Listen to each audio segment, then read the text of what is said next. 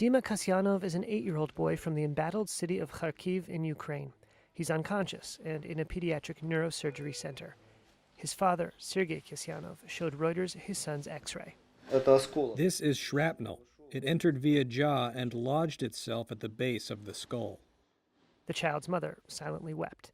Мы находились все дома, залетел снаряд прямо в квартиру, разорвался в квартире. We were all at home. The shell hit the apartment and exploded inside, setting 2 parts of the building on fire.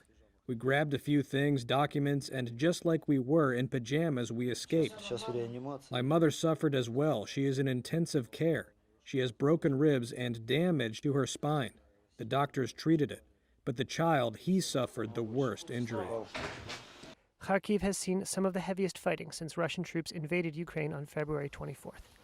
The Ukrainian regional police official said on Tuesday that 170 civilians had been killed across the Kharkiv region since the war began, including 5 children. Russia denies targeting civilians and said its forces are engaged in a, quote, special military operation. None of that makes sense to Dima's father. All there is in our part of town are some private businesses and 2 hospitals nearby.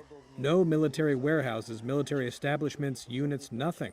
Just some orchards, summer houses. This hospital treats the youngest and most defenseless victims of the fighting. A doctor leans over to ask a child, who he calls Little Vova, how he's doing. I'm fine, he replies faintly. Medics said he was hit in the head by a bullet during fighting in the first few days of Russia's attack on Ukraine, one of several children brought into the hospital to be treated for shrapnel and bullet wounds. Alexander Dikhnovsky, the doctor who heads the center, said the unit had operated on 4 children with war wounds so far. Sadly, one little girl died yesterday. She was admitted on the first night of the aggression and invasion of our country. In the surgery theater, a Reuters reporter heard the rumble of a distant explosion.